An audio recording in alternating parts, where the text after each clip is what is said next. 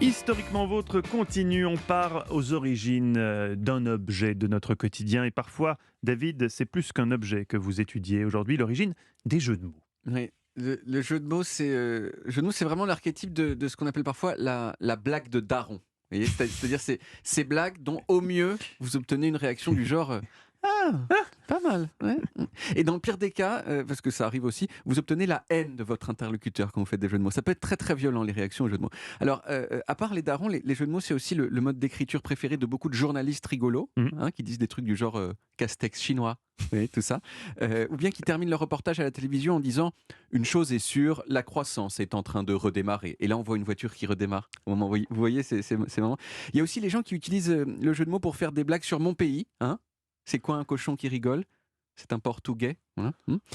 Et je trouve au J'ai fond. jamais entendu celle-ci. Oui, Elle voilà, est qualité. et je trouve au fond que c'est fou que le jeu de mots survive. On continue à en faire, on continue à les détester, mais en même temps à trouver que c'est un peu marrant parce que c'est Parce que nul. c'est nul, oui. Voilà, c'est le fameux c'est bien parce que c'est pas bien, qui est la maxime du jugement esthétique des hipsters, par exemple. Mais alors, d'où ça vient, les jeux de mots? Alors, vous imaginez bien que c'est dur à trouver, mais il y a un auteur américain qui s'appelle John Pollack et qui a écrit ce livre que j'ai entre les mains ici. Vous pouvez le voir, alors pas à la radio, mais en tout cas les gens qui regardent sur Internet, et qui s'appelle ce livre The Pun Also Rises, titre qui est lui-même un jeu de mots en anglais. Est-ce que vous l'avez? Non. C'est un petit peu littéraire. Non. Alors, C'est quoi the pun? pun, ça Oui. veut dire jeu de mots en anglais. Pun, le ça veut dire un jeu de Punch, mots. ça veut dire jeu de mots, et The Pun Also Rises, c'est un jeu de mots sur The Sun Also Rises, D'accord, qui est un d'accord. roman de Ernest Hemingway. Ah faut oui, être oui, un ça, petit il faut peu- connaître, il faut être pointu. un petit peu être lettré. Et donc c'est une sorte de réflexion sur le jeu de mots et l'histoire du jeu de mots aussi. Et pour John, le premier jeu de mots de l'histoire de l'humanité, il est visuel. C'est une statuette vieille de 35 000 ans qui représente une femme nue.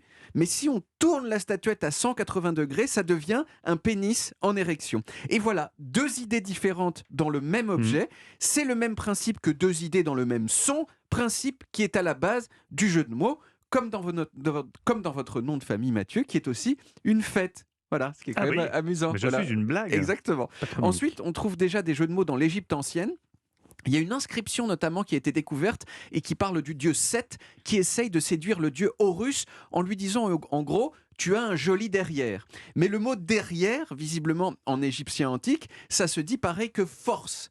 J'admire tes fesses, Jeu de mots. j'admire ta force, double sens, ambiguïté, la déconne, il y a 4000 ans de De ça. sacrés déglingos, Voilà. l'Égypte antique. Alors on peut se demander aussi quel est le premier jeu de mots célèbre.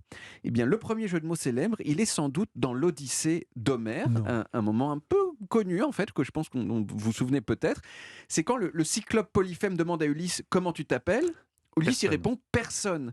Ensuite Ulysse il crève l'œil du cyclope et quand les autres cyclopes ils viennent demander à Polyphème vas-y qui c'est qui t'a crevé l'œil, Polyphème il dit bah, c'est personne. Et du coup, les autres, ils se cassent et Polyphème, il est triste. C'est un jeu de mots. Et quand on y pense, cette blague de l'Odyssée, qui date de 800 ans avant Jésus-Christ, c'est en gros la même que celle qu'il y a dans le dîner de con 2800 ans plus tard. Vous C'est savez, exactement. son nom, c'est Oui. Leblanc. Bien sûr. Et c'est juste son prénom. C'est juste C'est le blanc. exactement la même à 2800 ans d'écart, c'est assez fou quand même. Et à partir de là, donc le jeu de mots ne s'est plus jamais éteint, au point qu'aux États-Unis, il y a des championnats de jeux de mots où des concurrents doivent faire des jeux de mots sur un thème, par exemple les noms de pays, tout ça en un temps limité devant un public. J'ai regardé des vidéos de ces championnats de jeux de mots. regarde C'est assez fou. C'est une grosse battle de blagues de daron en public. Et d'ailleurs, si John Pollack, il a écrit ce livre sur le jeu de mots, c'est qu'il a été lui-même champion des États-Unis. Ah non. En Ah, donc c'est pas un livre qui 1995. se moque des jeux de mots. Le mec Non. est partie prenante. Le ça, mec, c'est- il est à fond complètement et il a écrit en plus un livre assez intelligent dessus. Alors, en son hommage, si vous voulez bien, je vais faire quelques jeux de mots. Bon, Mathieu, Noël, voilà, vous êtes un peu un jeu de mots sur pattes. Stéphane, il y a déjà Burn to be Alive. Je vais pas, On peut pas faire mieux. je vais pas en rajouter. Et Olivier, vous m'inquiétez un peu parce que tout à l'heure, vous êtes arrivé en retard alors que normalement, vous partez toujours en pole position. Ouais. J'ai l'impression que vous vous sentez pas super bien. Ça me donne envie de vous prendre le pulse. Bon. À mon avis, vous avez attrapé froid à la piscine hier parce que quand on vous met dans l'eau, vous devenez un pulse mouillé. Et ça, c'est pas top.